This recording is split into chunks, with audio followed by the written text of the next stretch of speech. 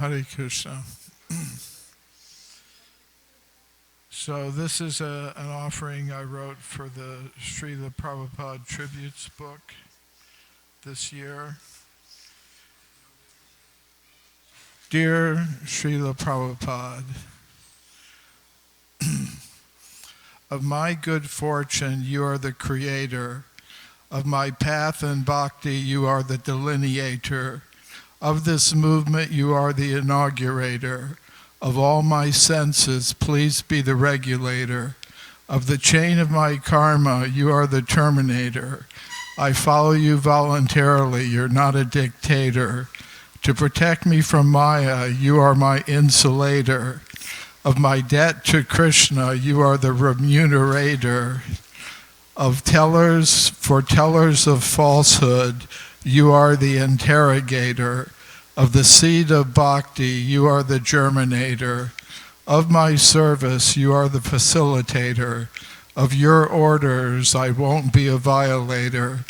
Of impersonalism, you are the exterminator. Of false ego, you are the incinerator. You are never a prevaricator. Neither are you a procrastinator. Of Krishna's teachings, you are the propagator. You are his best communicator. Of the Parampara's teachings, you're the true replicator. Among your friends, you were the predominator. Of Krishna's qualities, you are the investigator. Of his festivals, you are the chief celebrator. Of principles of bhakti, you are the demonstrator. Of rival teachings, you are the eliminator. For our advancement higher, you are the escalator. In controversy, you are the greatest debater. Of bold preaching, you are the instigator. Of my offenses, you are the annihilator. Of astonishing acts, you are the perpetrator. Of the tradition, you are the innovator, but also the greatest conservator. Of Krishna's pastimes, you are the illustrator. Of my ignorance, you are the illuminator. In management, you are the chief operator. Of words of wisdom, you are the translator. Of our laws, you are the legislator. Of plans to please Krishna, you are the incubator. Of disputes among your disciples, you are the mediator. You are for ISKCON the best administrator. For the fallen, you are the elevator. Of my relation with Krishna, you are the renovator. Of my service, you are the accelerator. On the boat of my life, you are the navigator. With Krishna's desire, you are the cooperator. Of the teachings of bhakti, you are the collator.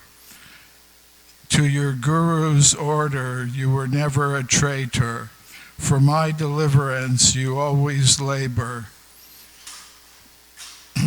You guide me as Paramatma's external collaborator. For illusions captives, you are the liberator. Of guides and masters, there is none greater. May I follow your orders sooner than later.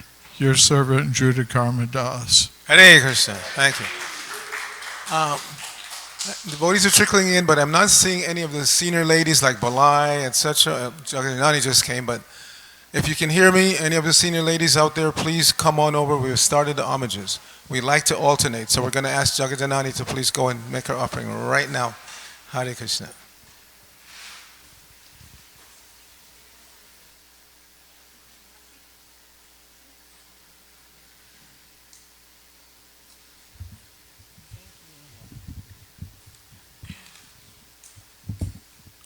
Hare Krishna. Readers on.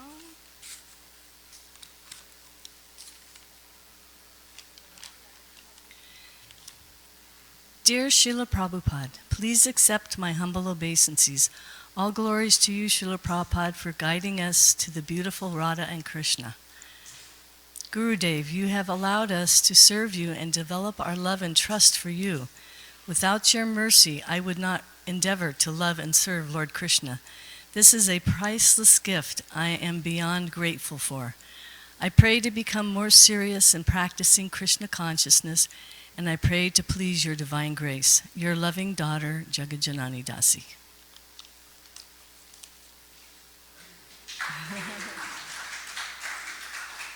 Narayana Prabhu.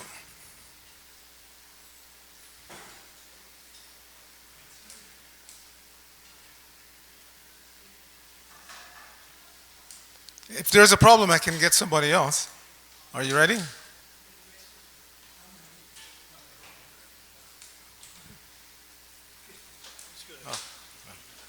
Haribol Ranadi Prabhu.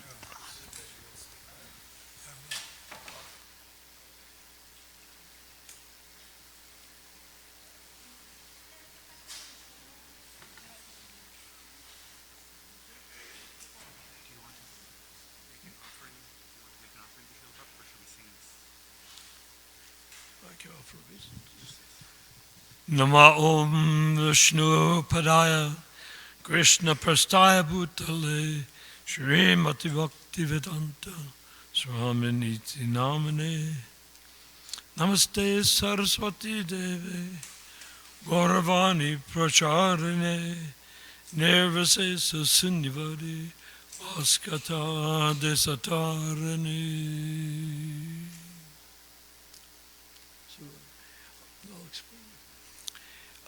There was, you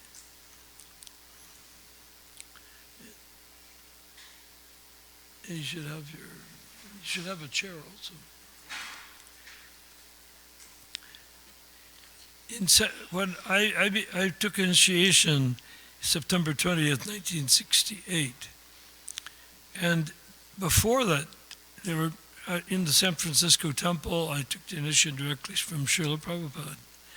So, in that situation,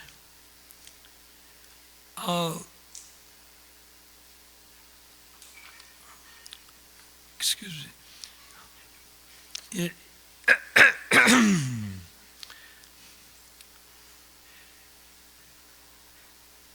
In that situation, there was a clear message of Prabhupada through his chanting, and that for that reason, everybody who came into the temple was immersed in the direct sound of Srila Prabhupada and became devoured by Krishna consciousness, and so they became very satisfied.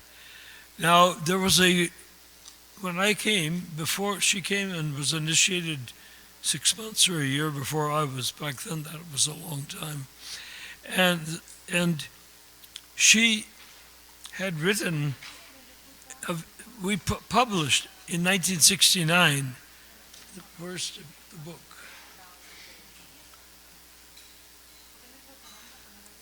This is the original book, the Vyasa-Puja book from 1969.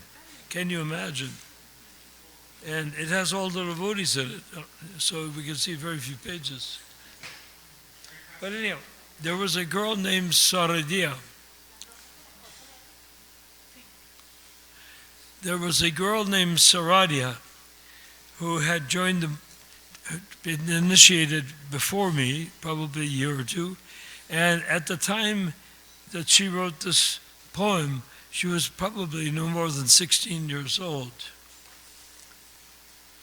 Now, we're here to reconnect with Srila Prabhupada, I believe. Because what else can we do? Okay, she wrote a poem. Should we just sing it and then read it? Okay. She wrote a poem in such a young age called Two Aspects of Love. We sing. Our tears falling like rain, come back to see you again. you have come to meet. Bow down at your lotus feet to hear your nectarine words. Praise of the Supreme Lord, your presence like morning dew, you're covered with golden hue.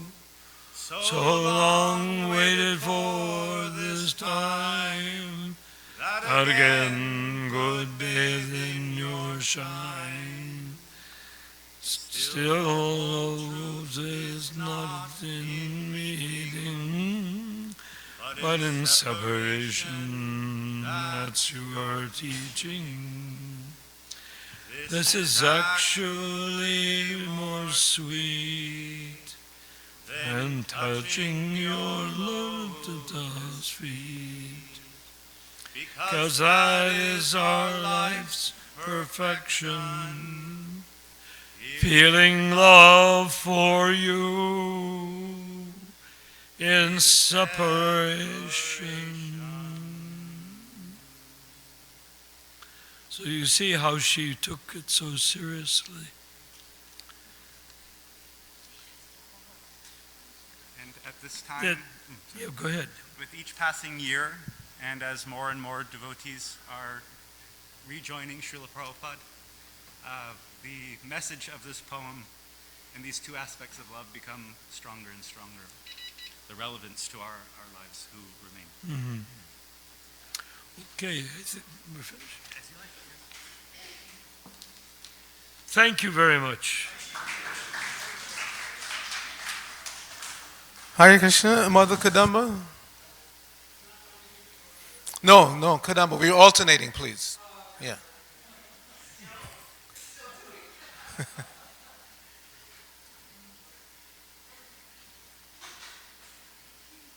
Thank you. Sorry about my snarky comments. Okay. Dear Srila Prabhupada, thank you for bringing Krishna to the West. Krishna was mostly unknown to the majority of people living here in the Western world. Maybe some scholars knew about ancient writings related to Krishna, but I don't think people really knew about Krishna or how to reach him or who he is. Those keys were missing. You brought devotional service and access to Krishna. Now that I'm almost 72 years old, and as my life's vitality dwindles, I can understand even more what a sacrifice it was for you to come alone to America during the same window of time in your life to deliver the message of Krishna on the order of your spiritual master. Just like Krishna raised Govardhan Hill, using it as an umbrella in order to give shelter to the residents of Vrindavan during the torrential rainstorms brought on by Indra, you have created ISKCON and given us shelter under the umbrella of ISKCON. I feel fortunate to have the 3 generations of family, husband, sister, son, and grandson aspiring to serve Krishna. You gave us this Krishna-conscious life. From an outside perspective, my life might not seem very remarkable, but that I came in touch with you and Lord Chaitanya's movement makes it the most remarkable life of inestimable good fortune. Daily I offer flowers to my Gaura-Nitai deities, and every night I end the day with a prayer to Lord Nrsimha. It is not lost on me that these 2 activities in the day are perhaps the only ones that matter. When I see a beautiful flower, my inclination is to want to bring it to my deities, to offer it to Krishna. You gave us that understanding that nothing belongs to us, everything belongs to Krishna, and that to serve Krishna is the aim of life. In the earlier decades of my life, I was blessed to live close to a temple and regularly was able to honor deity prasadam and visit the temple deities and better follow my commitments to you. I miss that. I apologize, I deeply apologize for my failings and shortcomings. In the Chaitanya Charitamrita, you quote Narottam Das Thakur's song, Shri Krishna Chaitanya Prabhu Dora Koramoya, praying for Lord Chaitanya's mercy. Can I pray for that same mercy brought to us by you? I know I have no standing. I am not a very highly qualified disciple, and I can't understand who you really are. It is said that the more fallen one is, the greater one's claim to the favor of Lord Sri Chaitanya Mahaprabhu. One must only be very sincere and serious. Even being infected with all the bad qualities of Kali Yuga, I still have some small desire to be that sincere and serious devotee who surrenders to Sri Krishna Chaitanya through the mercy of your lotus feet and the International Society for Krishna Consciousness. Hare Krishna. Thank you, Mataji. So, Bhargava Prabhu.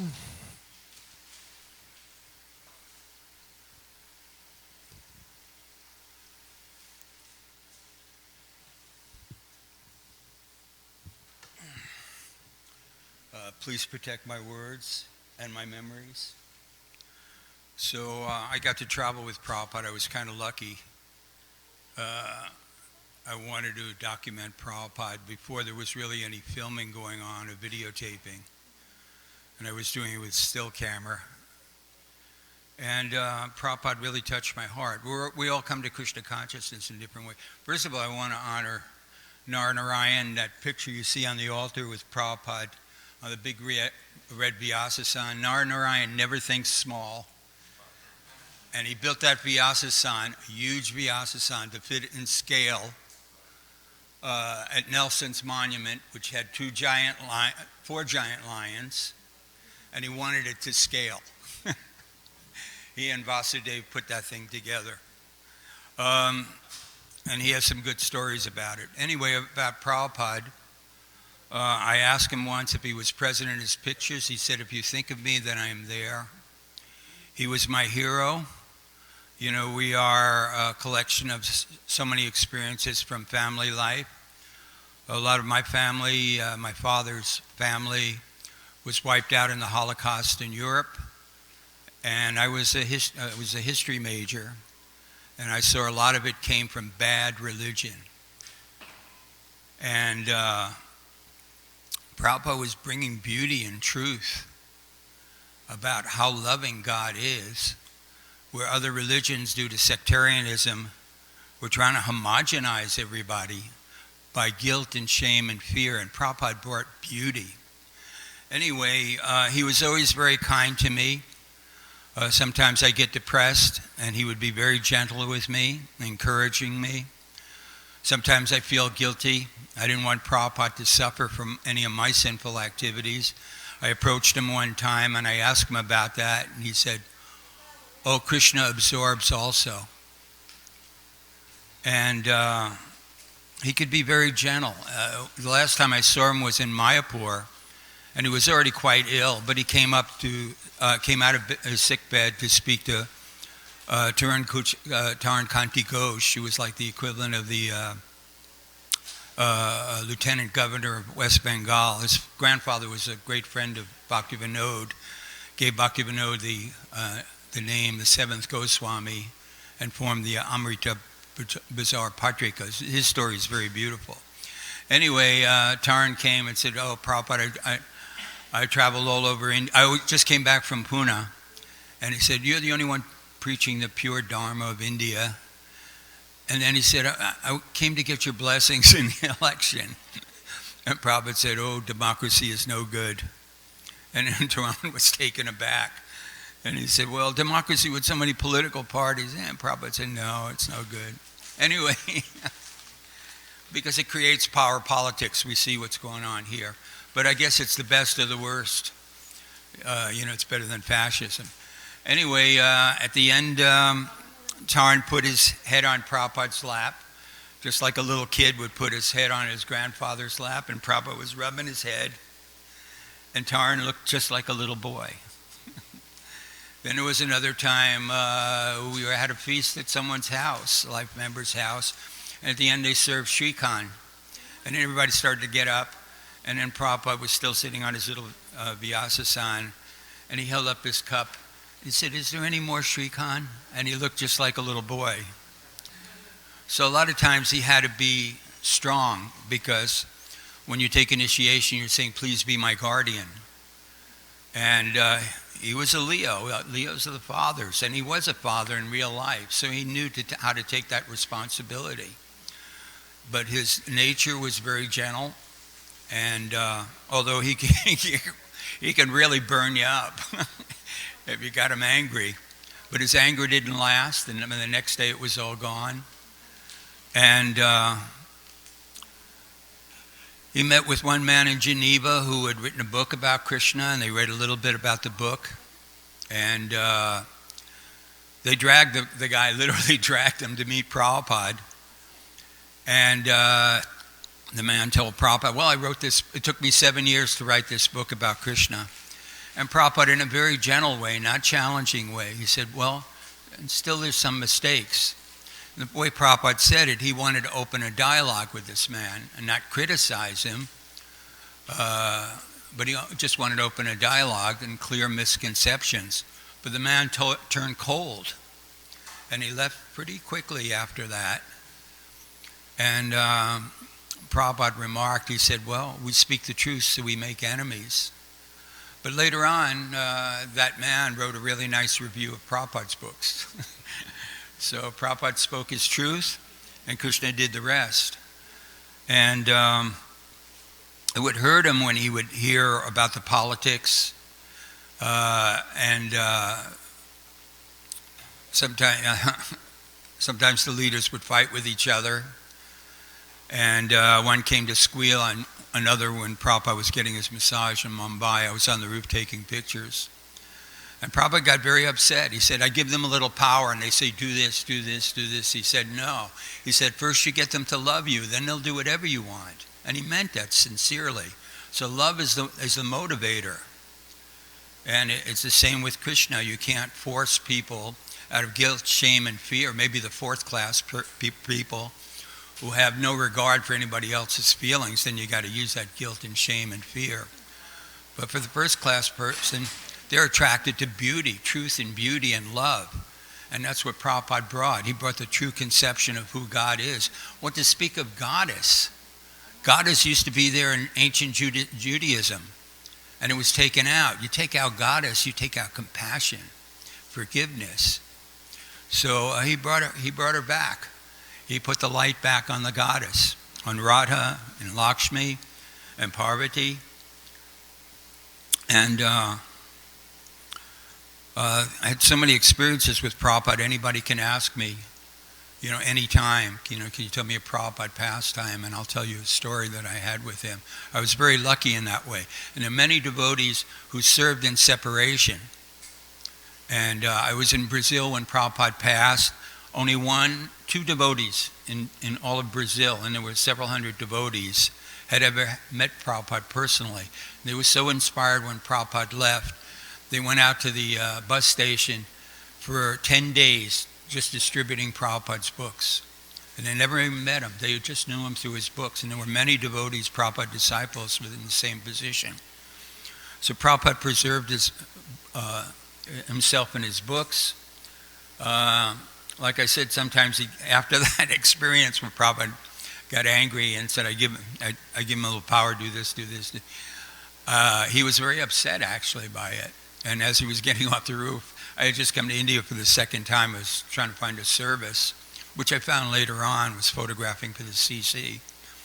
So I said, Prabhupada, can I ask you a question? And he was so disturbed. He said, what do you think I am, a question and answer machine, answering questions 24 hours a day? Read my books, all the answers are in my books. And Nitai was down at the base of the stairs. He was laughing, Prabhupada really got you. But he just used me because he was getting so many letters and it was disturbing him. He couldn't do his translation work, so I was the fall guy. And it got written up and sent all over the movement. Don't disturb Prabhupada, like Bhargava. There's always the little envious guys who get envious of devotees. I call them Dr. Buford. So, but Prabhupada loved me, and I knew I loved him. He acknowledged that that my love for him. And then one last pastime was here. because I was always disturbing him with photography. But I felt I was documenting him, and the devotees loved the photos, and he wouldn't be around forever in physical form. Anyway, there was a psychologist who came to see Prabhupada here in New Dwarka, and I came to show Prabhupada a slideshow, and usually Brahmananda, I had no problems with him, but he said, it's not a good time. So instead I went to the class, and then Prabhupada wanted to see the slideshow. They couldn't find it. Somebody was showing the slideshow. They didn't even know what the slides were, holy places of India. And then Prabhupada said to the psychologist, he said, I'm always getting angry at this boy, and still he does not go away. He said, so this is love. So you have older devotees like Ranadir here, beautiful devotees like Narayan. And we made our goofs, and we are always assured of Prabhupada's love. Right, Ranadir? And he reached out to Ranadir in a very strange place, but that's his story. It's a great story. Anyway, am I 5 minutes up? Okay, so like I say, anybody wants to hear more stories, I'm always happy to do it. And the only thing Prabhupada really wanted was for everyone to love Krishna, and Chaitanya Mahaprabhu said to hear the pastimes. So that's why the books were there. Okay, thank you for listening. Hare Krishna. David the Hittite.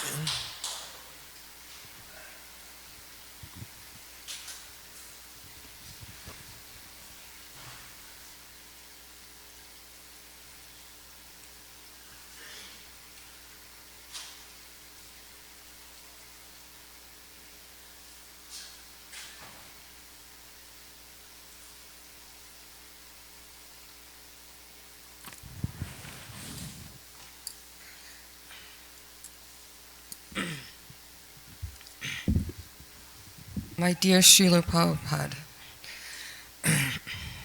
the years are slipping by and my body is aging, but your words still resonate in my heart.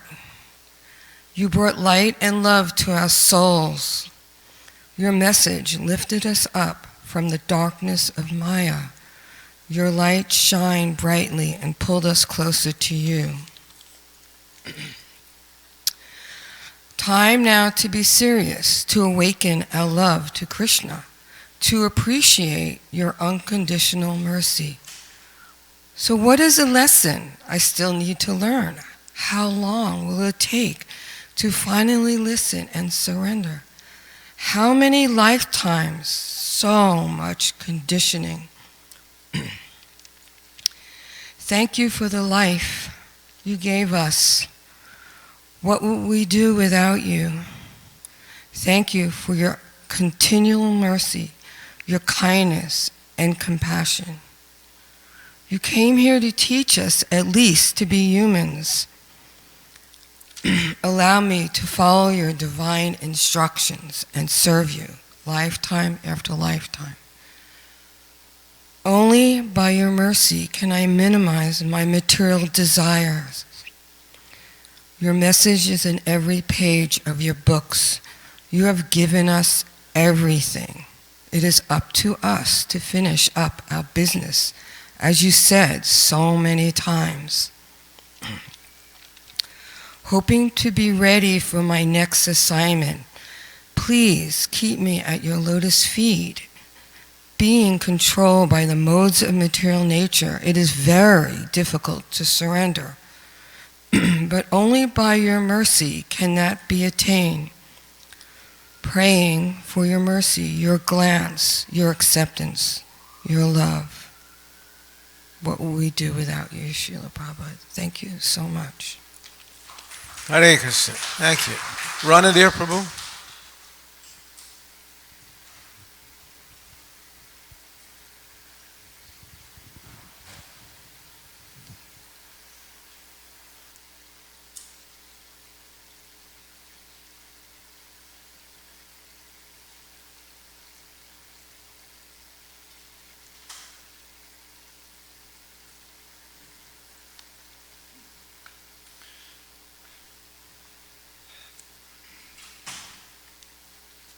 Thank you, Prabhus, for this opportunity.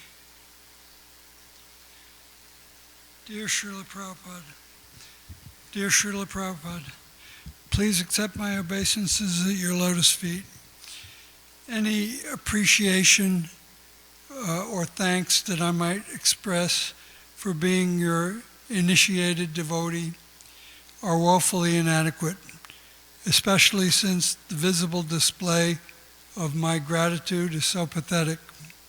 Nevertheless, I am eternally grateful to have met you, bowed at your feet, and rendered some checkered service to your ISKCON movement for a few years of my life. Despite the many blessings you have bestowed upon me, I cannot seem to bring myself to a position of real and complete surrender unto you and ultimately to Krishna. I do remain in awe of your accomplishments, the beautifully written books, the erudite lectures, the many, many sincere devotees you attracted, the gorgeous temples around the world, and my personal favorite, the wonderful legacy of recorded bhajans that you left us with. In these waning years of my life, I am still hoping for some thunderbolt of devotion to strike me and propel me into real Krishna consciousness. Of course, there is little chance of that, but I would never put it past you or Krishna to surprise this arrogant and self-centered fool with some of that infinite mercy. Unfortunately, my faith in you and your teachings remains fickle, despite your miraculous achievements in this world, and your display of mystical powers when I was in your presence. At this point, I can only pray for that undeserved thunderbolt to make an indelible impression on my soul and propel me into real service, be it blemished and inadequate, unto you, my eternal spiritual master. Hare Krishna. What was that story you were saying about me and Prabhupada?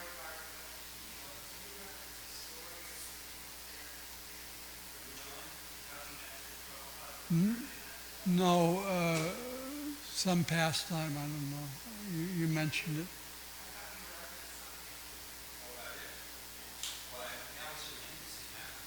Yeah, but I don't know what you referenced.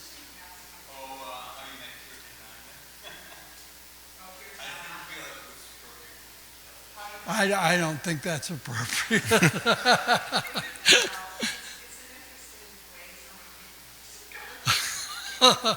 All right, this is how I came to Krishna consciousness. It's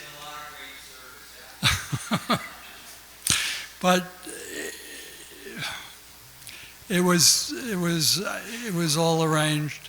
I was a drug addict in New York, and I used to sell drugs to Hayagriva and Kirtanananda, and they invited me to come to New Vrindavan, and I thought, oh, that would be a wonderful place to,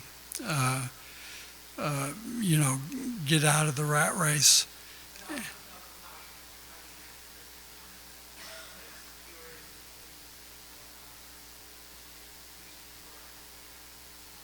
Oh yeah, I was in the nut house. That's right, Bellevue Hospital. And how did I meet him? Oh, yes, for being a devotee. In those days, it was pretty unusual.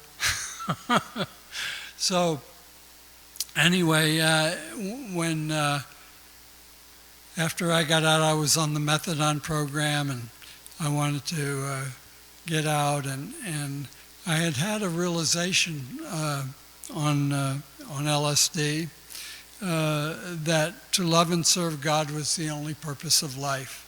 And it was very foreign to me. I didn't know what it meant, but I wrote it down in big letters and put it on my wall. And everything progressed from there. So I went to New Vrindavan. I brought my cats with me. I kept my drugs in the well there. And they were so kind to, they had gotten back together with Prabhupada at that point, Hayagriva and Kirtanananda. And so they just let me stay and help out. And so eventually I was able to kick the methadone and stop using drugs. And somehow or other, by the mercy of those devotees, I became something of a devotee.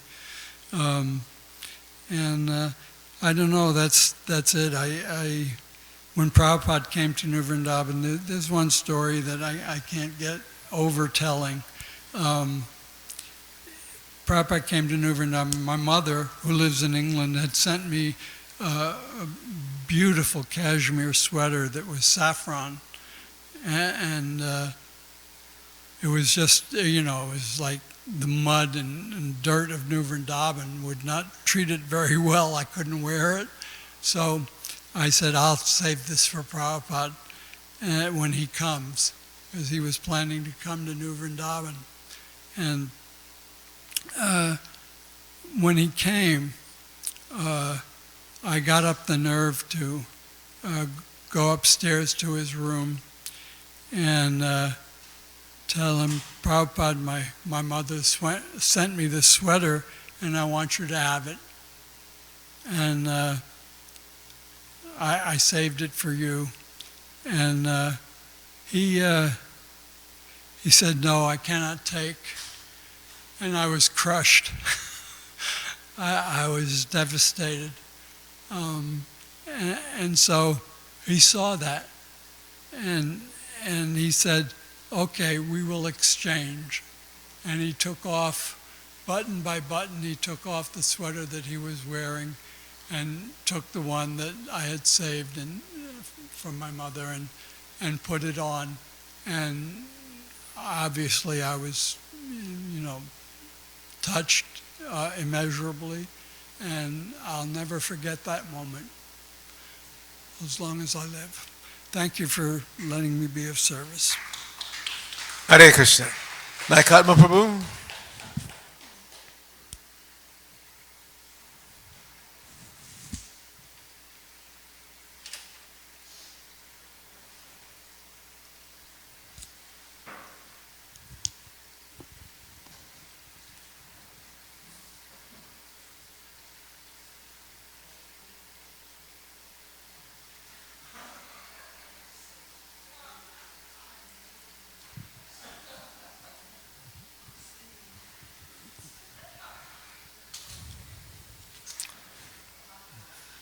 So I'll read something I wrote to the Srila Prabhupada Tributes book. Nama Om Vishnu Padaya Krishna Prastabhudale Srimati Bhakti Vedanta Swami Niti Namane Namaste Saraswati Deve Gauravani Pracharini Nirvishesha Shunyavadi Pastatari Shatarini. Dear Srila Prabhupada, please accept my most sincere obeisances at your lotus feet on this most auspicious day of your appearance. I have no qualification to write this glorification of you other than the fact that you are my eternal shelter and only shelter. I won't pretend to be scholarly or qualified in any way, but I do have firm faith in your words and mercy. Yasya Deva Para Bhaktir. The imports of your words to me are that Krishna is real and that a wretch like myself can be uplifted into devotional service and become useful. I always marvel at how preachers in different parts of the world, against all odds, have been so successful, which is only a testament to your loving mercy. You showed by example how by surrendering to Guru and Krishna, all these blessings are given. There is no guesswork involved, but factual. In Srimad Bhagavatam, you stated that Uddhava was in such a transcendental position that he was selected to be a factual representative of the Lord in his bodily absence from the vision of the world. You also are certainly that representative, having traveled worldwide as his ambassador, preaching and planting the seed of devotional life into the hearts of countless souls. Because your body, mind, and soul are only for the transcendental loving service of the Lord, you were never affected by material strength, intelligence, or even renunciation. We can only pray that we may someday do something to assist you in your service to our dear Lord Krishna, and as you have stated, penetrate the mysteries of the Lord's transcendental loving relationships. Because you have withstood the onslaughts of material nature, you have shown by example one situated in a loving relationship with the Lord.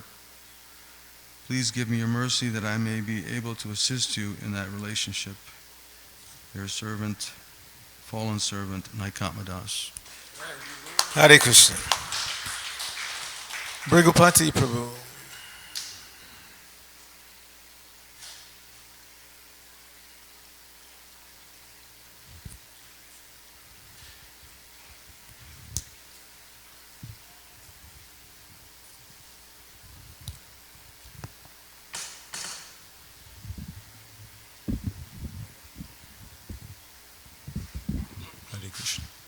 So when Prabhupada arrived in Boston in 1965, he wrote a poem, Marking Bhagavate Dharma. And in that poem he said, my dear Lord Krishna, you are so kind upon this fallen soul, but I do not know why you have brought me here. Now you could do whatever you like with me. And he expressed how said, most of the people here, the population here, they're covered by the modes of passion and ignorance. So I don't know how they'll be able to understand your message because they're totally covered by Maya. But he went on to say, but I know you're the most expert mystic, so that, if you desire, they'll be able to understand. So Prabhupada was desiring that the people here in the West would be able to take to Krishna consciousness. And that's really significant because Prabhupada's desire was the primary cause for the success of the Krishna conscious movement. Prabhupada's a personality like Vasudev Dutt. In the Chaitanya Charitamrita, I think it was one of the first years that all the devotees came from Bengal to Jagannath Puri to participate in the Rath Yatra festival. Lord Chaitanya met Vasudev Dutt, who was the brother of Mukunda Dutt. And, there was an exchange there. Lord Chaitanya said he was more pleased to meet him than even Mukunda Dutt. And Vasudev Dutt was a very compassionate devotee. He was praying to Lord Chaitanya. He said, I can't stand to see the suffering of the conditioned souls. If you could, please allow me to take all the reactions of their sinful activities upon myself so that they can be liberated and they could experience devotional service. And Lord Chaitanya was very moved by that. And actually, I think it described, it kind of brought tears to his eyes. But then he explained to Vasudev Dutt that it's not necessary. Not necessary because, you're a pure Vaishnava, and whose ever well-being you desire, they become a Vaishnava. And Krishna, he delivers the Vaishnavas from the reactions to their sinful activities. So simply by your desire, it's accomplished. Okay? So, and then a couple, in that same section, it describes that Lord Chaitanya says that Krishna's primary duty, or his first duty, is to fulfill the desires of his pure devotees. So, Prabhupada basically was expressing in that prayer, marking Bhagavate Dharma, initially it was like, uh-oh, this is maybe, more than I reckoned. These people are really covered over. I mean, even compared to 500 years ago, the people now are, Kali is advanced, and people are really much more covered over now than even, they were when the Advaitacharya was lamenting and, worshiping Shalagram Shila and with Ganges water and Tulsi leaves, praying for the advent of Lord Chaitanya. People are way more covered over now. And but Prabhupada was so sincere that his sincerity actually made it happen. Krishna had to reciprocate with Prabhupada's sincerity. There's a purport in the fourth canto of the Bhagavatam where it says that the pure devotee is always thinking about how to deliver the fallen conditioned souls. And Krishna, being pleased with the desire of the pure devotee, he enlightens the general populace from within by his causeless mercy. So Krishna reciprocates with his pure devotee like that. And Prabhupada saw it like that. Prabhupada, he didn't think of himself as some, great personality, but he actually thought of himself as receiving being part of or receiving a miracle from Krishna. There's a letter he wrote to, I think it was Sudama in 1972. He said, when I was alone in your New York, I was thinking, who will listen to me in this horrible, sinful place? But at least I can distribute a few of my books. That is something. And then he goes on to say, but Krishna was all along planning something I could not see. He brought you young American boys and girls to me one by one for doing the work of Lord Chaitanya. He goes, now I can see it as a miracle. He said, otherwise, one old man in your city of New York with barely enough money to purchase his edibles, how can he survive? What to speak of spreading a God-conscious movement for the salvation of the entire human race? And then he repeated again, it's a miracle. See, so the point is that Prabhupada was a personality like Vasudev Dutt, on that level of compassion, of that level of sincerity. And because of that, Krishna had to reciprocate. He got and because Krishna reciprocated with Prabhupada, we have the Krishna consciousness movement. So we obviously have a great debt to Srila Prabhupada. And that was my attempt to glorify him in some way on his Vyasa-Puja day. Thank you. Hare Krishna.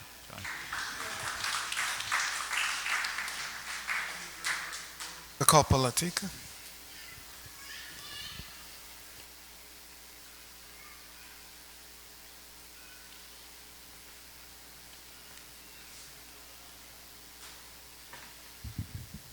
Hare Krishna. This year, Svavas asked me, qualified as I am, to write the offering from the LA Temple. So anyhow, I try to express appreciation for Srila Prabhupada on behalf of you devotees. My dear Srila Prabhupada, please accept my most humble obeisances to you again and again on your sublime appearance day. Who could have known on that most auspicious day of September 1st, 1896, that the glorious personality had taken birth who would bring Krishna consciousness to the entire planet and fulfill Lord Chaitanya's prophecy that the holy name would be spread to every town and village. You have given us so many wonderful, powerful spiritual gifts, Srila Prabhupada. The holy name, your books, and Bhaktivedanta purports, deities, prasadam, and wonderful festivals. But we learned during the pandemic that one of the most precious gifts you gave us was the association of devotees. During the early pandemic lockdown, we were abruptly struck with the reality of life without devotee association. For some of us, for the first time in almost 50 years. We quickly realized what a priceless gift we had lost, the sadhu sangha that had been sustaining and motivating us in our devotional service. In the Chaitanya Charitamrita Madhya 8:248, when Sri Chaitanya Mahaprabhu asked, quote, of all kinds of distress, what is the most painful? Sri Ramananda Roy replied, apart from separation of devotees, I know of no unbearable unhappiness, unquote. In your lecture in Los Angeles on April 30th, 1970, you told us it is, quote, not only to love God, but to make friendship with devotees who are loving God. That is our society. Our society is devotees. We should not only practice to love God, but we should make friendship and love the devotees also. And in the purport to Srimad Bhagavatam 3:29-17, you even ordered us. That is one of the duties of a devotee. He should also make friendship with persons who are on equal level with himself. It is said you created a house the whole world can live in. Inhabiting that house were persons of such diverse backgrounds and mentalities that there was little likelihood of them ever becoming friends. And yet, with you and Krishna at the center of our lives, we did become friends, and those friendships flourished and deepened over the years. In the purport of Srimad Bhagavatam 4.8.34, you summarized how to relate to each other in a manner that would create happiness in our society. And, quote, instead of being envious of a more qualified man, one should be jolly to receive him. Instead of being oppressive to a less qualified man, one should be compassionate toward him just to raise him to the proper standard. And when one meets an equal, instead of being proud of one's own activities before him, one should treat him as a friend. One should also have compassion for the people in general who are suffering due to forgetfulness of Krishna. These important functions will make one happy within this material world. Unquote. Here in New Dwarka, we have tried to follow these instructions.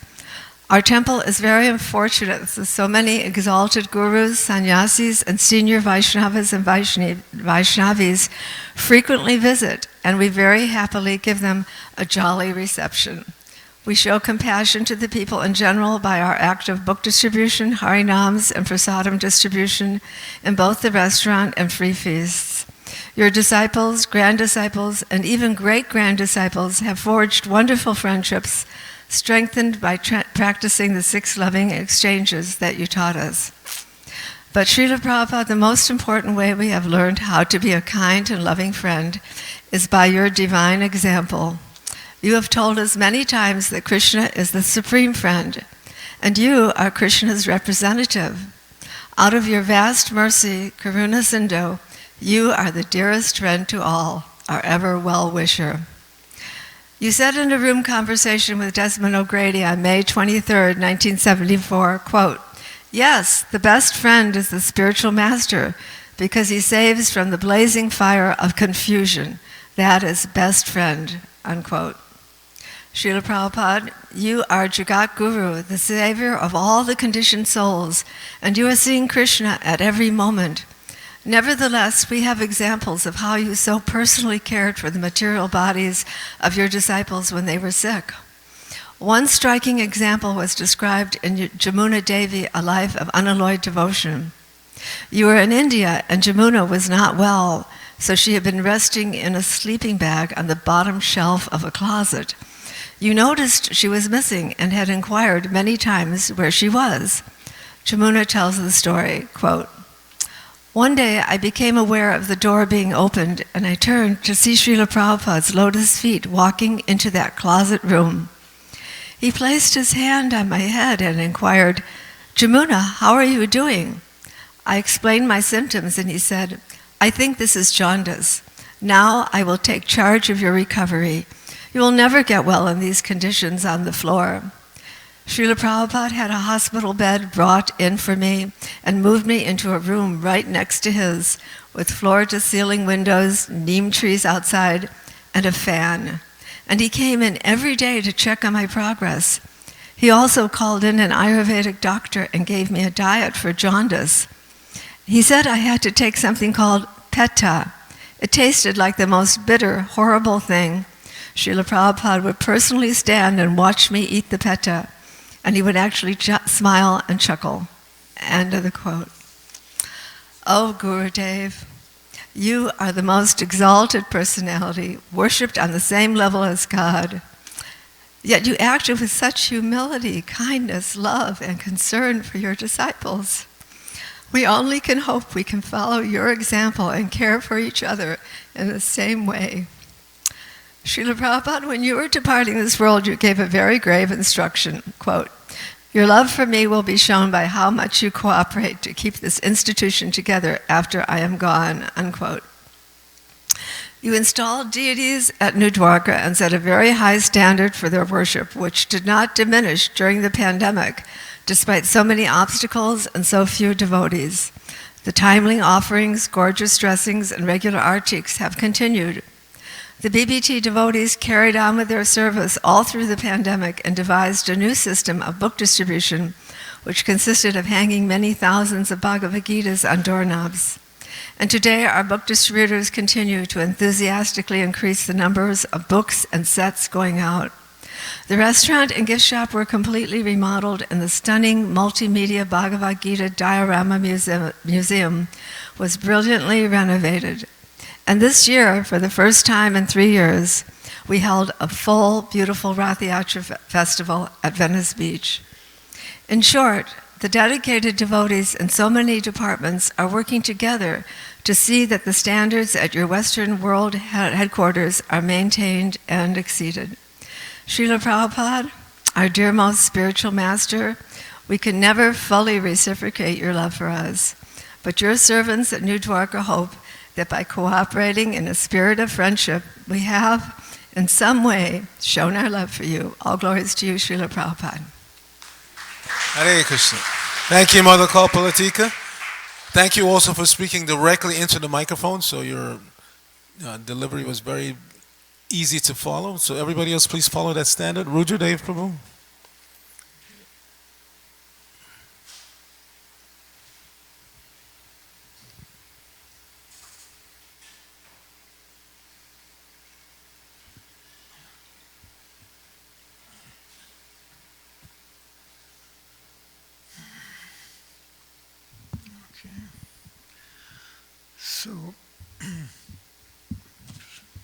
So over the years, I realized that whenever I tried to write or speak in conventional prose, it always seemed to come out a little bit flat, it seemed to me. So I also noticed that if I had an idea or a point to say in 20 words in prose, I could say it in poetic verse in much less, maybe 5 words. So that's why I wrote another poem.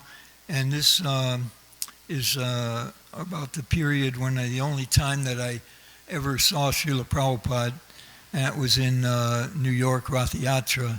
And from Miami Temple, a van of, I was a new bhakta, I was a shaved up bhakta, just shaved up, and a bunch of us brahmacharis took off in a van up to New York. Druta Karma, were you part of that van that went up there? Oh, okay, yeah, I don't remember. But, I call this a day in my life, but it actually encompassed a few days, and it's about not only Prabhupada, but Rath Yatra and the pure devotee Jayananda. So, please bear with me. A day in my life. New York, the Big Apple, sense pleasure, take a bite. Towering skyscrapers, keep out the sunlight. Booze and tobacco, loose sex life, let's gamble. Meat eating, all soul-killing poisons to sample. Amidst the city's rumble, ancient secrets are stirring. Magical festivals soon to be occurring. The Lord of the universe to conquer Manhattan, with brother and sister all resplendent in satin. This year, something special, 1976, their preeminent servant to enter their midst.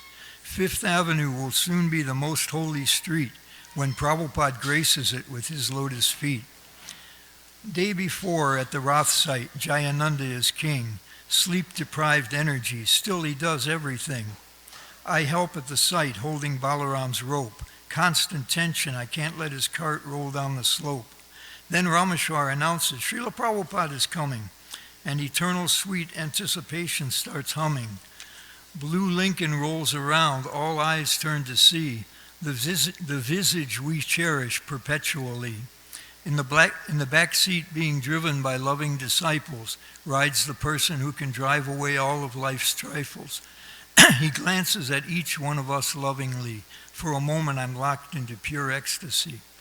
But I lament, eternal master, my first time to see, holding fast to the rope, no obeisances from me.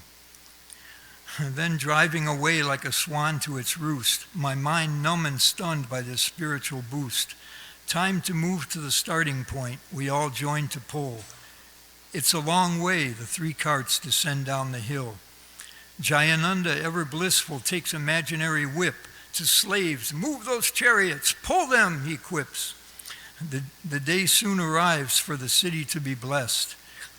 Revelations for those on a spiritual quest. Excitement abounding, this colorful procession makes its way down Fifth Avenue, true religious expression.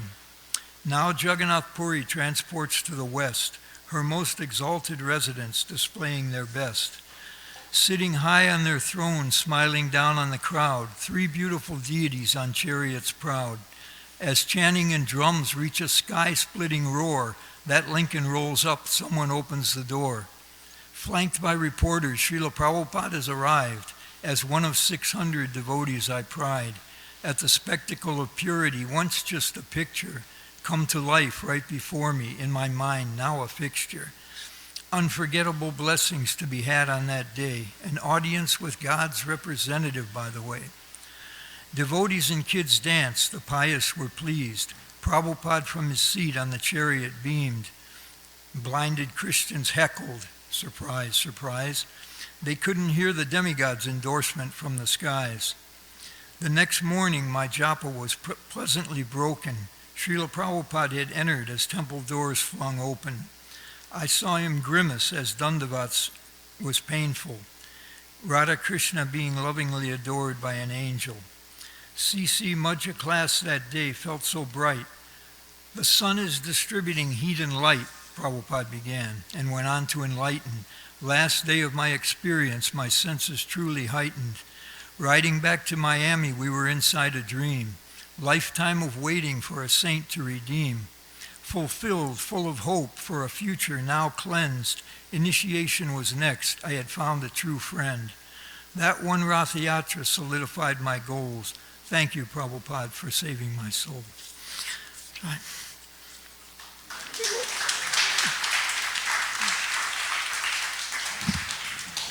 Thank you, Rujudev Prabhu. Maheshwar Prabhu, please.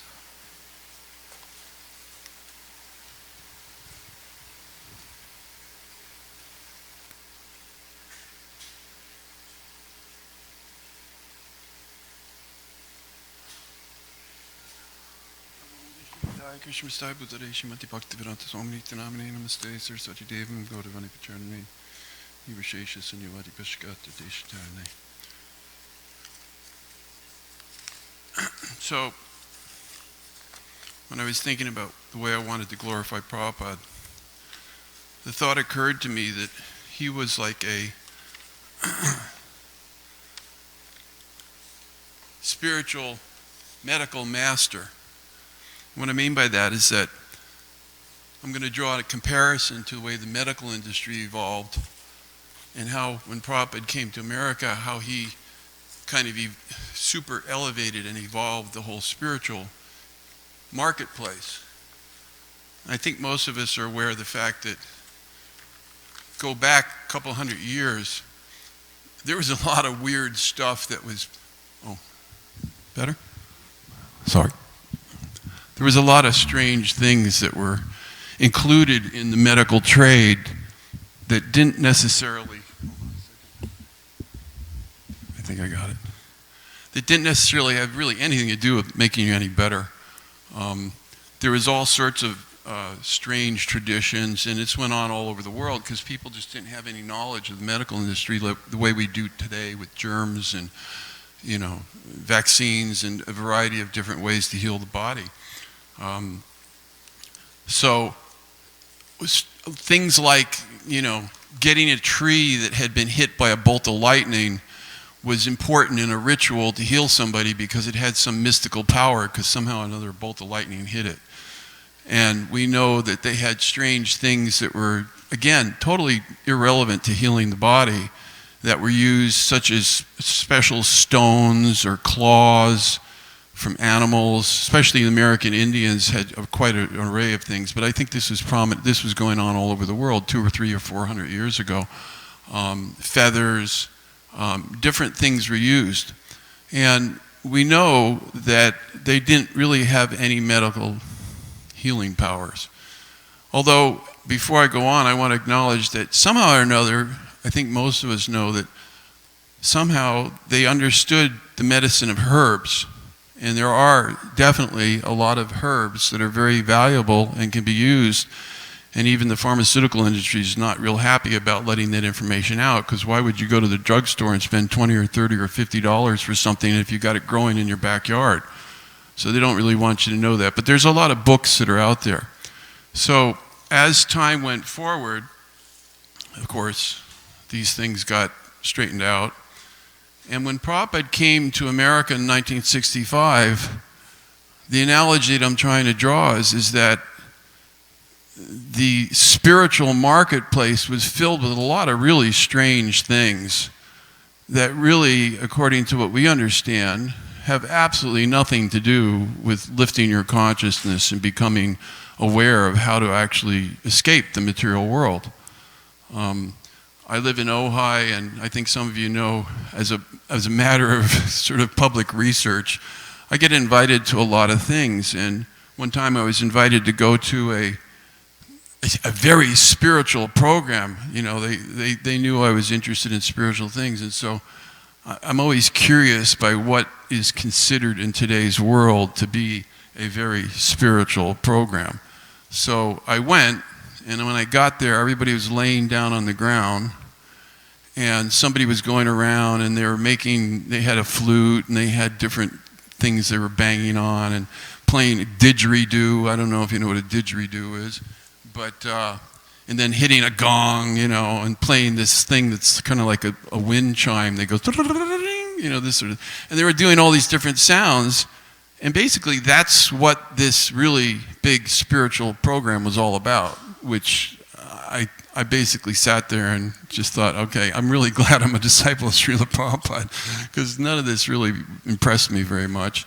But the point is that Prabhupada came to America, and this kind of stuff was going on all over the place. And of course, Prabhupada was from India, and where I think his strongest influence was, and some people have hinted about this earlier this morning, was how he, very boldly, really kind of pulled some of this out in the street and said, hey, look, what's going on here? For example, there was a gentleman who was in America at that time who had already made a very prominent business selling mantras. And Prabhupada said, well, why are you selling a mantra? And what mantra are you selling? And why are you selling it? It should be given. If it's such a good thing, give it to the people. So he didn't hesitate because he was very successful. Similarly, a lot of these, I think a lot of us have heard these mantras, Tat Tam Asmi, Soham, and another one is Prajad Brahman. These are all the impersonalist mantras that are used. Tat Tam Asmi, you are that, for example, or I am that, or Brahman is pure knowledge. And he said, yeah, that's fine, but that's really not what life is all about. And that's not even, that's a little bit misrepresenting. So why are you teaching this? And probably more emphatically was in his own hometown, Calcutta, there was a man there teaching that Kali was the Supreme Lord. And of course he said, where is that in the Vedic literature? Where is that in the Vedic literatures? Where does it say that? Krishna says, I am the Supreme Personality of God. There's no truth superior to me. Why are they teaching this Kali is the Supreme Lord? He wasn't at all intimidated by the fact, and to this day, there's a very big temple in downtown Calcutta, right next to the Howrah Bridge. It's a Kali temple. It's still very popular. Bengal is very big on Kali worship, and Prabhupada was from Bengal, and yet he didn't hesitate to say, no, this is not correct. This is not what we teach. This is not. Kali Ma is there, and we respect her, but she's not the Supreme Lord. And then his disciple came along and taught Dridra Narayan, which is a similar concept in the Bible, which is, Jesus says, as if to the least of these, you do unto the least of these, you do unto me. So the concept was, and we all know that Calcutta particularly 50 years ago, and probably still a lot today, there's a lot of poor people. They're not very fortunate. So this disciple was saying, we need to see God in the poor people. And Prabhupada said, Dridra Narayan, God is not poor. He's extremely opulent. He has all of the opulences, all 6 opulences. Why are you saying Dridra Narayan? It's not Dridra Narayan, it's Hare Krishna. Krishna is the Supreme Personality of Godhead, full in all these opulences. So in this way, Prabhupada actually boldly just declared, challenged all of these people. Somebody came to America as a young boy. He said, I'm God. Prabhupada said, no, you're dog. And he said, and if you're God, then strike me down with a lightning bolt right now. He was not at all intimidated, nor was he worried about bad things people might say behind his back.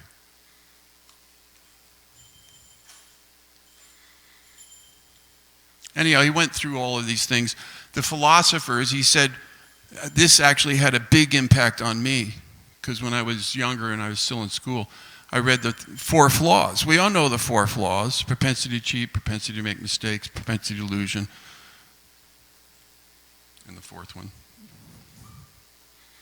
But, when I hit that, it was like, I can't get around that. I can't out-philosophize that. I have to admit, these are the things that keep me from actually understanding the highest truth. So the only conclusion is the opposite of what was very prominent in the day, which is just sit down and meditate and you'll figure it all out, which doesn't work. You can meditate, Prabhupada said, you can meditate for thousands of years, but if you don't actually have access to the highest truth, it's not going to do anything for you. So in this way, Srila Prabhupada did for the spiritual marketplace what, through the process of, I guess you would say, scientific research, they finally figured out that, having the eye of newt or a leopard toad at some kind of a medical event was somehow going to help the person heal. He said, no, all of these things, they're not going to help you. These are just part of what happens in the world. So in this way, Prabhupada was the master spiritual physician. And he was delivering us the priceless Vedic herbs in this way, comparison. The Vedic truths was the one thing that was actually legitimate in the medical industry, was the herbs. American Indians figured out that if you took a birch tree and took the bark and boiled it, it actually has the same equivalent chemical effect on the body that aspirin has. Of course, they don't want to tell you that when you go to the pharmacy. And in the same way, who was willing to tell us that a lot of this stuff was not going to help you? But Prabhupada did. And in this way, he protected us from the deadly deviations of sentimental, useless, fraud, spiritual teachings. And he was bold about it. So this is my appreciation for who Srila Prabhupada was. Hare Krishna. Hare Krishna. Thank you, Maheshwar Prabhu. Jai Jagadish Prabhu.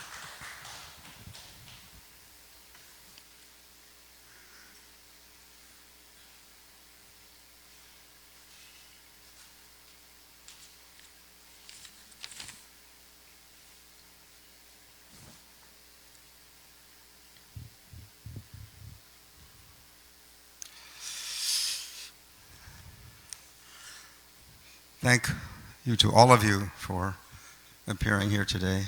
It's such a wonderful day. My dear most Srila Prabhupada, please accept my unworthy obeisances at your lotus feet. Hare Krishna. Within a week of moving into your London temple at Sevenbury Place, I realized that you were offering us something of inestimable value the perfect lifestyle. I had come from the self-indulgent, undisciplined generation of the 60s, but the result of that ill-fated social experiment was frustration and pain. The unrestricted sense enjoyment did not provide satisfaction, and the wishy-washy approach to spirituality was self-deception at its highest. Srila Prabhupada, my record as your disciple is highly flawed. In fact, I was missing in action for many years, which I deeply regret. But having returned to your shelter a number of years ago, and now at the advanced age of 74, I have experienced renewed determination to strictly follow the path you have mapped out. If I may, I wanted to express to you, my beloved Guru Maharaj, some of the ways I feel gratitude for the gifts you've given us, your followers, and indeed the entire world. They can be summarized as follows: the highest purpose, the greatest sublimity, and a heightened appreciation for subtlety. First of all, you gave us the highest purpose in life in the following 5 ways. You gave us the highest purpose in life by giving us the greatest welfare work, how to provide the most good for the most people. You gave us the highest purpose in life by teaching us a path to raise our consciousness to its utmost level. You gave us the highest purpose in life by teaching us about a person deserving of unlimited love, Krishna, who gives unlimited love in return. You gave us the highest purpose in life by teaching us the cosmology of a just universe presided over by a supreme being who is fair. And you gave us the highest purpose in life by teaching about the perfection of relationships between individual souls and with the Supreme Soul.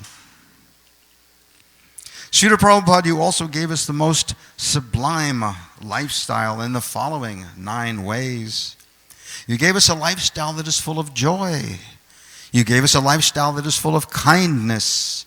You gave us a lifestyle that is full of wisdom and clarity.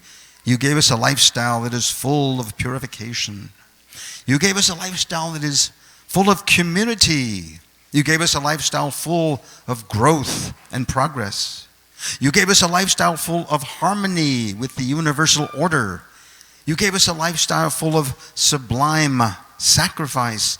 And you gave us a lifestyle that is free of fear. And finally, Srila Prabhupada, you taught us to appreciate subtlety far and above what Western culture offers, for we Westerners are clueless and dull.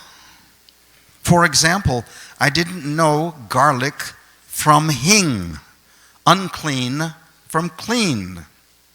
I didn't know idols from Ishvara, my left hand from my right. I didn't know impersonal from personal, lust from love. I didn't know trash from art, my mind from myself. I didn't know cheating from integrity, ascending knowledge from descending. I didn't know darkness from goodness, poison from prasadam. And I didn't know an impostor from an incarnation, speculation from inspiration. In summary, Srila Prabhupada, although I am many lifetimes away from perfection on this path, the power of your message, both philosophically and practically, is evidenced by the fact that this dullard has benefited so much has experienced so much fine-tuning in such a brief amount of time. Following in the footsteps of so many of your devotees, I pray that you bless me with a burning desire to bring many souls to the shelter of your lotus feet. In gratitude for your many gifts, Srila Prabhupada, I offer repeated humble obeisances at your divine lotus feet. Your aspiring servant, Jai Jagadish Das. Hare you. Krishna. Hare Krishna. Thank you, Jai Jagadish. Mahashakti Prabhu.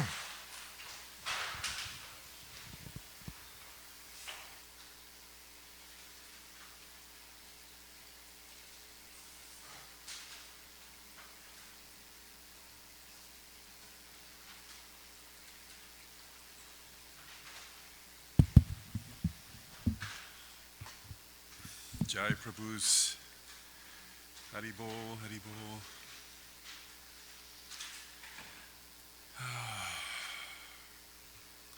Dearest Srila Prabhupada, I am eternally indebted to you for bringing this most fallen Kali Yuga Jiva to the feet of Lord Krishna, the Supreme Personality of Godhead. My connection to God was made possible by your most magnanimous journey to the West, where you came to us with a few trunks of Srimad Bhagavatams and some rupees. No one could imagine how great your mission was, only you and Lord Krishna.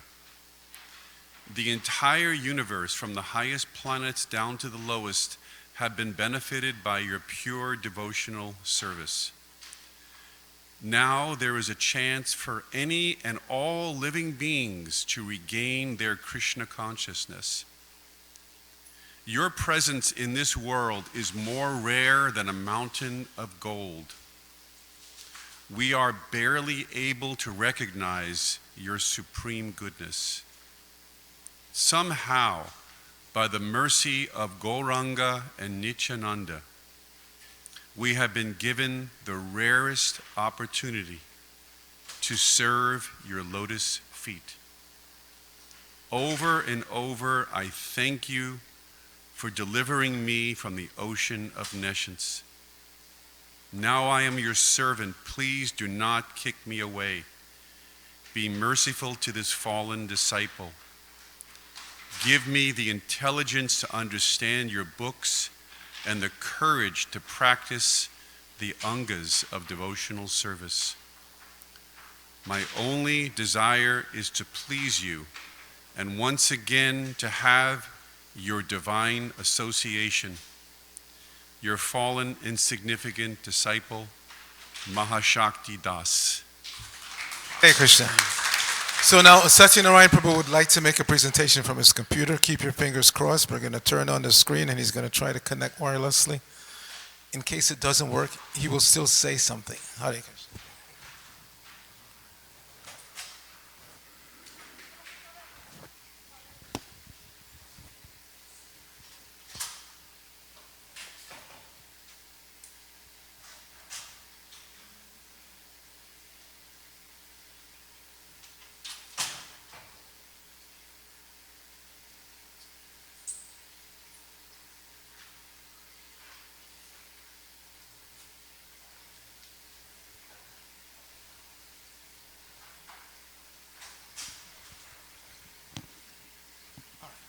So, everybody who has a cell phone, please put in silent mode. Thank you. So, yeah, connect, go to wireless display. And you should see a choice. Samsung should be in there somewhere.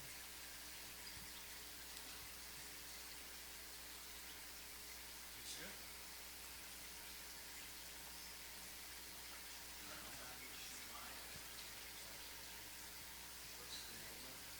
Samsung.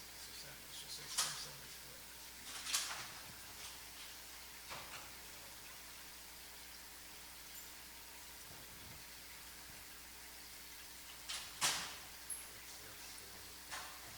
Oh, here.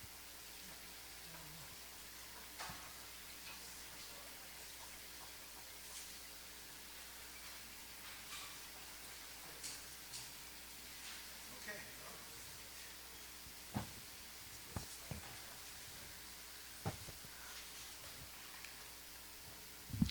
Namam Vishnu Padaya Krishna Prasthaya Bhutale Srimati Bhaktivedanta Swamini Tanamane Namaste Saraswati Devi Gauravani Vicharane Nirvasesha Shanivari Pasyadade Shitarane.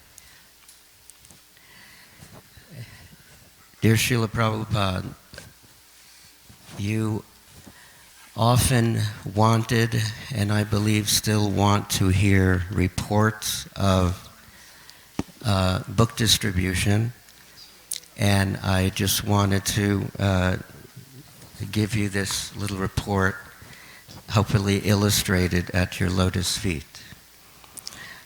I just came back from a 4-month tour of temples in Germany, Italy, France, and the UK, specifically where Arabic and Farsi book distribution is going on.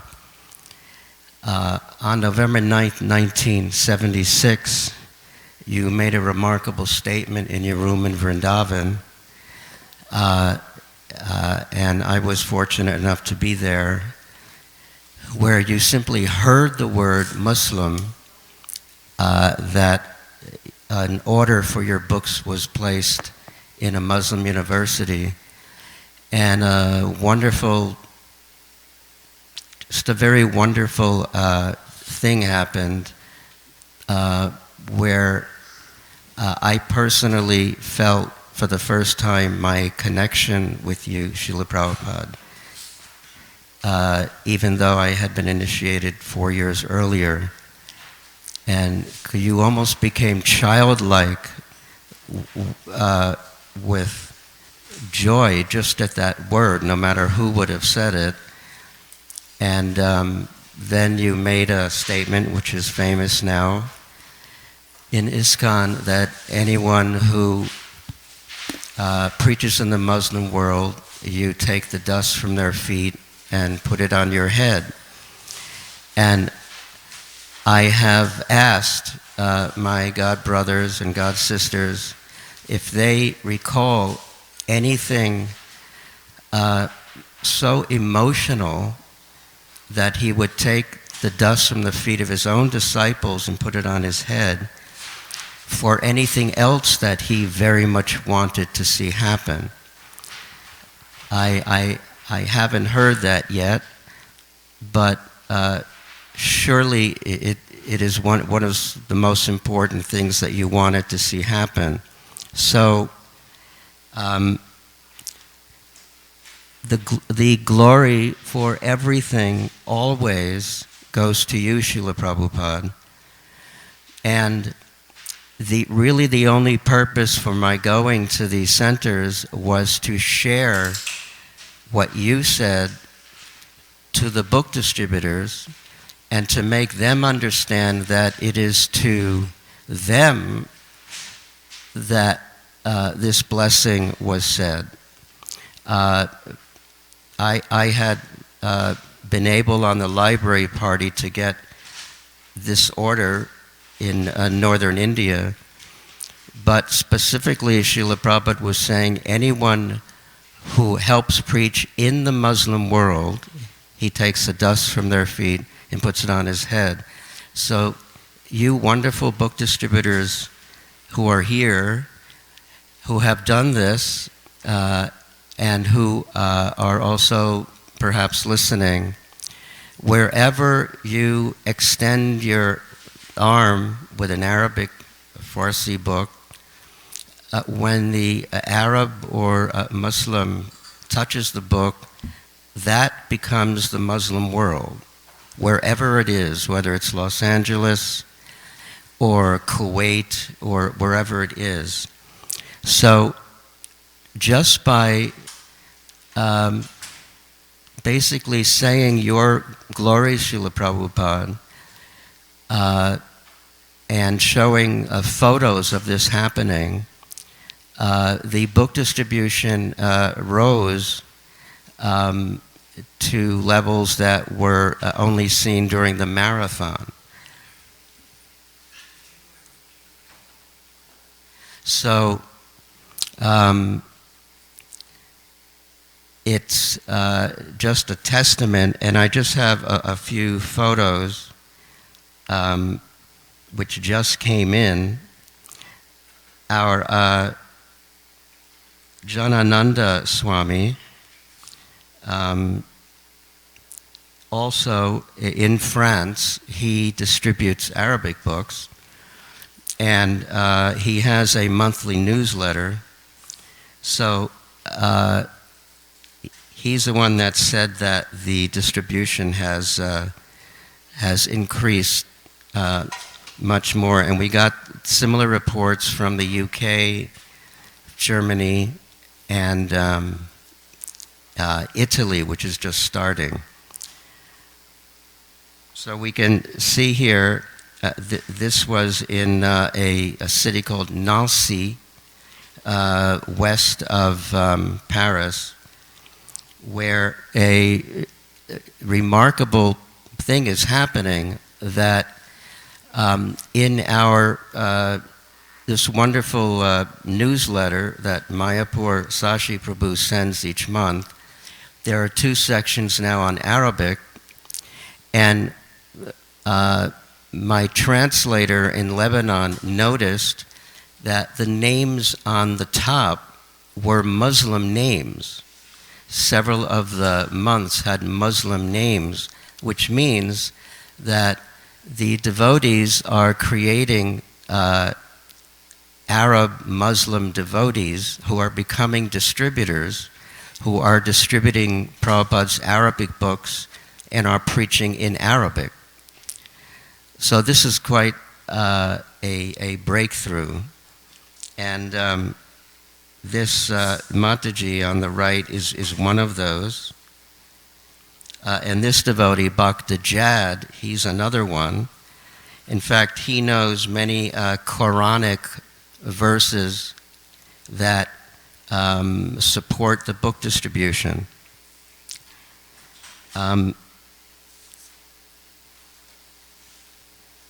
It's just something that you wanted to see, Srila Prabhupada, and it was really only by repeating what you had said that the devotees felt this excitement of being connected with you. You bring life to not only your disciples, your grand disciples, but to the this whole world. And after France, this just happened in New York. So there's no end to your glory, Srila Prabhupada, and I'm just begging to be a tiny part, just as we all are, to push your mission forward, whether it's here in the United States or in the Middle East, everywhere. Your glories are just singing through your book distributors and through all the devotees who have dedicated their lives to your service. All glories to Srila Prabhupada. Hare Krishna. Hare Krishna. Thank you, Satyanarayana Prabhu. Are there any Prabhupada disciples who have come in that maybe I haven't noticed who would like to say something? Our situation is we'll stop at 11:45 to offer Pushpanjali to Prabhupada, and then at noon, simultaneous arti. So we have 20 minutes. If there are no Prabhupada disciples who want to speak, I'll just say a few words and then I'll hand it over to the next generation. I have a list of devotees who would like to speak from the next generation. So any Prabhupada disciples here who have not spoken, who would like to speak? Hare Krishna.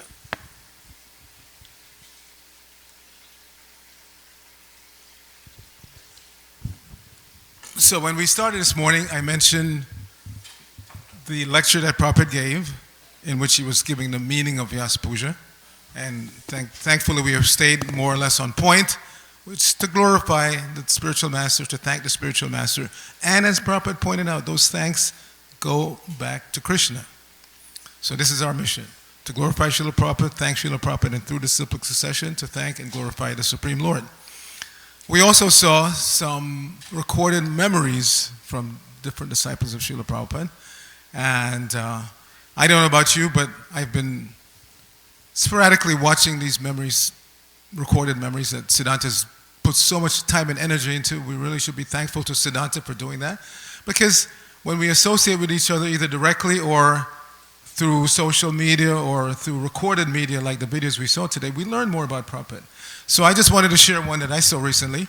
It was my dear friend and godbrother Pushkar Prabhu, and he was remembering being in Mayapur. I think he said it was 74. It was when it was just the Conch building. So he was really desirous of seeing Srila Prabhupada. He wanted to go and talk to Prabhupada, but couldn't build up the courage to go and do that. And out of the blue, I think he said it was Pushta Krishna, said, Prabhupada is alone right now, you can go see him. Just came up to him, and so he went in. But when he went in, Achyutananda was there, and Achyutananda was talking to Prabhupada, and he was just complaining about one specific devotee who was doing things that he didn't like. You know, Prabhupada, he's doing this, Prabhupada is doing that, he's doing that. And Prabhupada listened, and then Prabhupada said, why are you so concerned about this person, that person?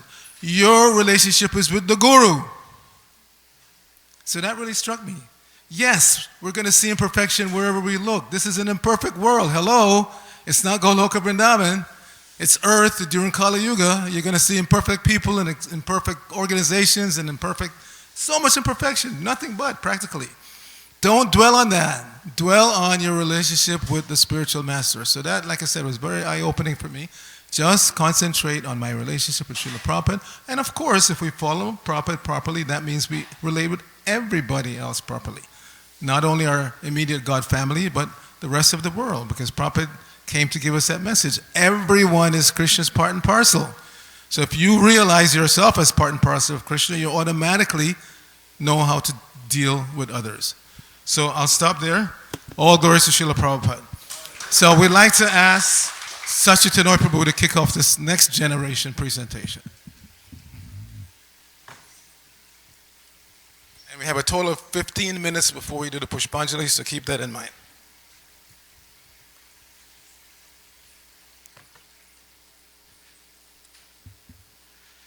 Om Jnana-timirandasya Jnananjana Salakaya Chaksurun Militanjena Tasmai Sri Gurave Namaha Vanchakalpatarubhyascha Kripa Sindhu Vyayevacha Patitanam Pavanevyo Vaishnavevyo Namo Namaha. So this morning, but first of all, I would say this is a very special day. Everybody knows we're glorifying Srila Prabhupada.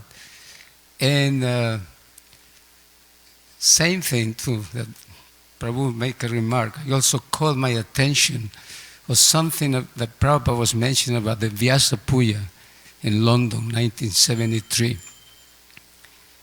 And that the worship of Guru is not an ordinary, it's not just a worshiping a man, but it's actually glorifying Krishna.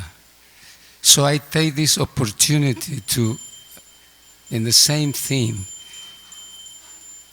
to glorify the devotees of Srila Prabhupada. One time I heard this, I think in a Prabhupada memory,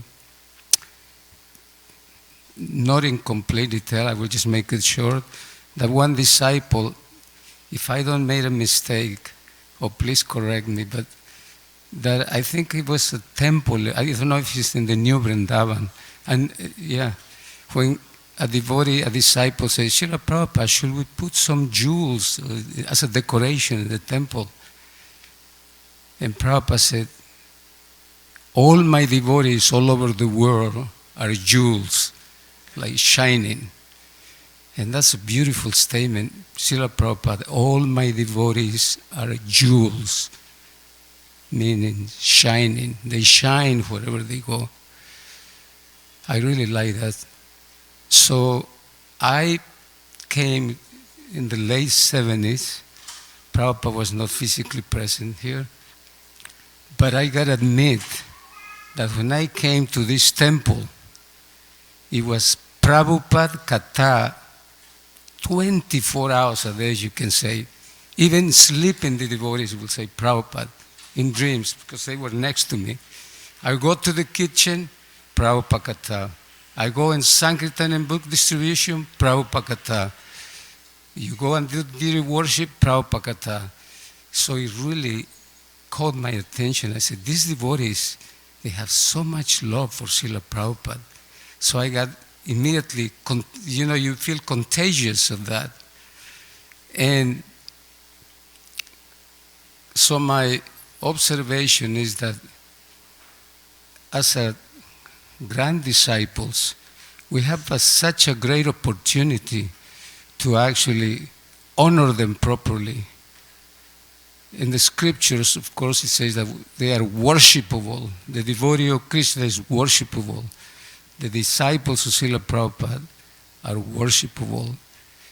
And we have a great opportunity for my generation, as grand disciples, to actually take advantage of them. Many of them are leaving this planet, and they're being called to other places, other parts of the universe to assist Srila Prabhupada, or they might be already with Krishna and Goloka Vrindavan. We don't know. So in the meantime, I will say that while these devotees are still present, we should not take it as ordinary personalities. Srila Prabhupada made that statement to his disciples, that my disciples are being sent by Srila Bhaktisiddhanta. So you can see that. So in a humble petition to my generation, as grand disciples, is to please, let's take advantage. Many of them are living, but we still have many of them here. Vanchakalpatarubhyascha kripa sindhubheva cha patitanam pavanebhyo vaishnavebhyo namo namaha. Jai. Thank you, Prabhu. Okay. I would like to ask Kuba, who so ably assisted his father this morning in making his presentation, short, 3 minutes max, and then Mahotsaha, Prabhu.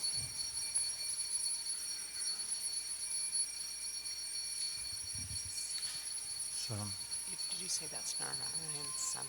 I offer my respectful obeisances to Srila Prabhupada. Vishnu Padaya Krishna Prashtaya Bhutale Srimate Bhaktivedanta Swamini Tanamane Namaste Saraswati Deve Gauravani Pacharane Nirvishesha Shunyavari Pascha Deshatarni. I'm invited to speak. My only qualification is somehow I was fortunate to be born as the child of your disciples. And reciting your pranam mantra, again, I remember every night and every morning my mother guiding me to offer my pranams to you. When I was 14, quite confused as to who I am and feeling not at all connected to this movement, I was very fortunate that my father had insisted whenever we would drive to listen to your recordings. And there was one particular one which he would play on repeat. And I encourage all the devotees here to listen to it because it expresses so nicely what was just shared in the previous offering and the official offering for New Dwarka community. It's Nama Sankirtan, Hari Haraya Nama Krishna Yadavaya Namaha. And so often we hear that song sung in quite a bouncy way, but in this recording, it's the Shishashtakam album, album 11, if you have the collection of CDs and like that. You sing with such gravity. Hari Haraya Nama Krishna Yadavaya Namaha. Like that. And further into the recording, there's actually a point at which your voice chokes up in ecstasy. And at the time, I couldn't really hear, it was too intense, but my father would play it again and again on repeat, and we were on a road trip, I think, and it just eventually pierced through all my teenage lust, and the sound vibration pierced into my heart as your voice chokes in ecstasy. Tandera charana sevi. And again, you compose yourself, and again, Tandera charana sevi, bhakte sane vas. And for years it perplexed me, what is this? What is it that causes you your voice to choke in ecstasy. And so years later, I did the obvious. I looked up the verse and read it. And it is so simple yet sublime. You pray that you wish to serve the lotus feet of Krishna's devotees birth after birth.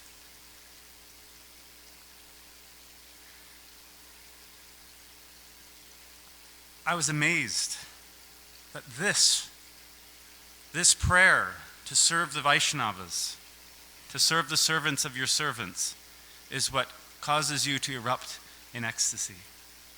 And I pray that I may also make that endeavor and that may be my source of ecstasy. Hare Krishna. Mahotsaha Prabhu. You normally talk very fast. Now you have to really talk fast. We have 6 minutes before Pushpanjali. Hare Krishna. It's an honor to definitely speak here in front of Swaz Prabhu, Brigavati Prabhu, and all my heroes. So Narottam Das Thakur actually has, they make book scores. They actually report their book scores at the at the end of a particular year, and due to lack of time, I'm not going to be able to read their book scores. But Srila Prabhupada, Narottam Das Thakur concludes his letter with the following emotional comment, where he says, until we are able to develop another type of technology to print the books, due to difficulty involved in creating books by hand, which is being neglected, most of our book distribution program will be postponed. We are sure that one day some magnanimous person will come and will develop the movement of ecstatic love of Lord Chaitanya, distributing books all over the world. Until then, what will we, persons who are poor, bereft, and abominable, do?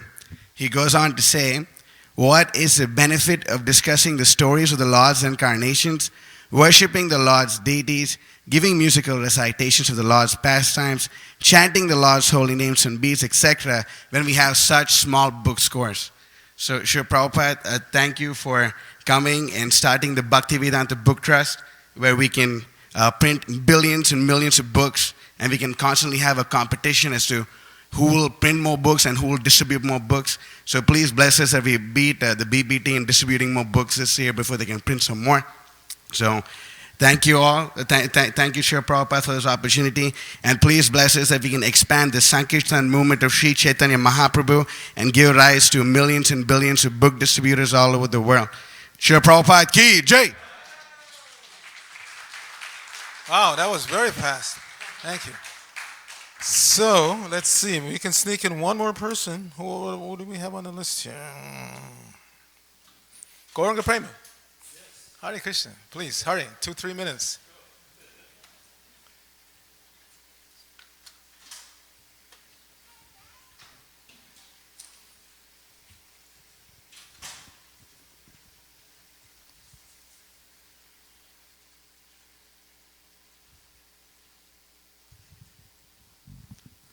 Hare Krishna.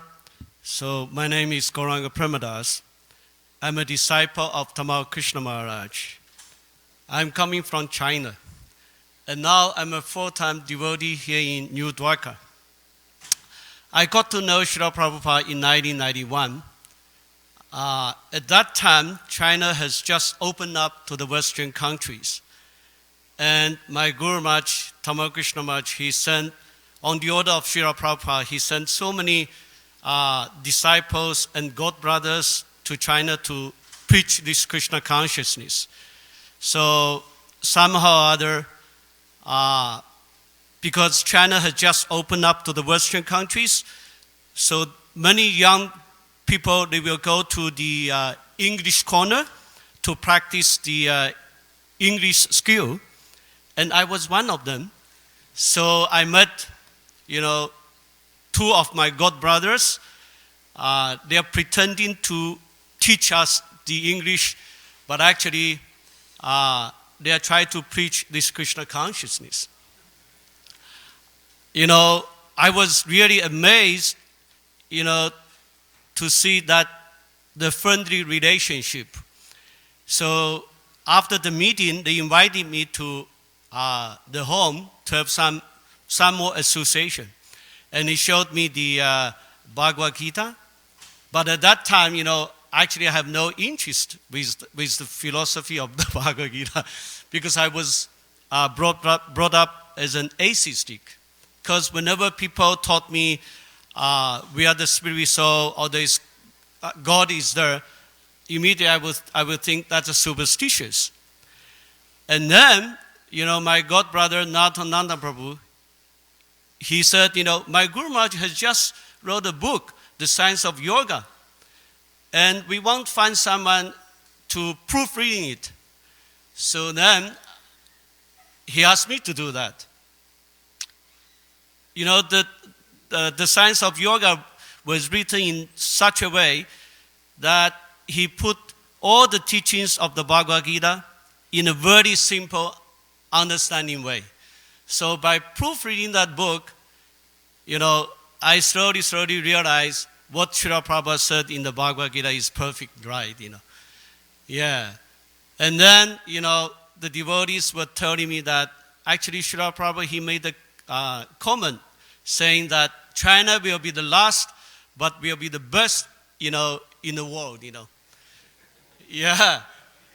And after so many years, I realized, there's a reason why Prabhupada, he said like that, Because, in China, we have so many nice Buddhist temples.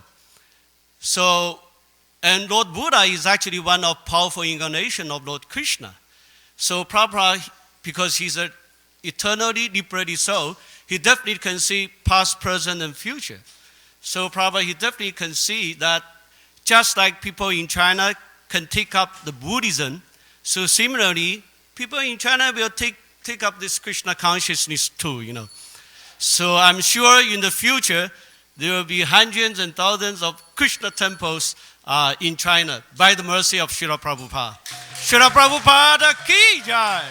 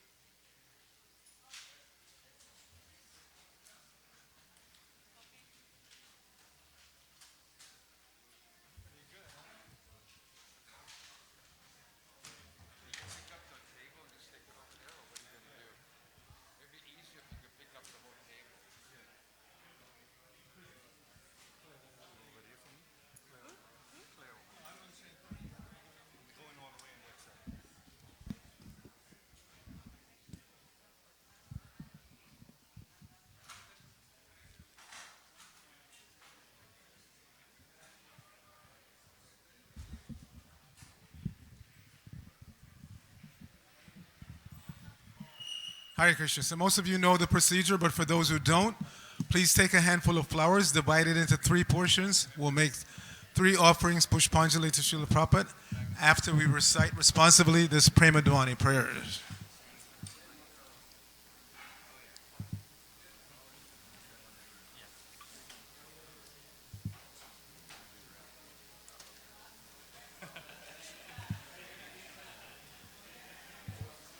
Hare Krishna, Hare Krishna.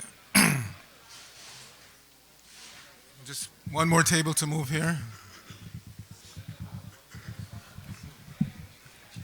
Om Agyana Timirandasya Jnananjana Shalakaya Chakshur Unmilitam Jena Tasmai Shri Gurave Namaha Shri Chaitanya Manobhishtam Sapitam Yena Bhutale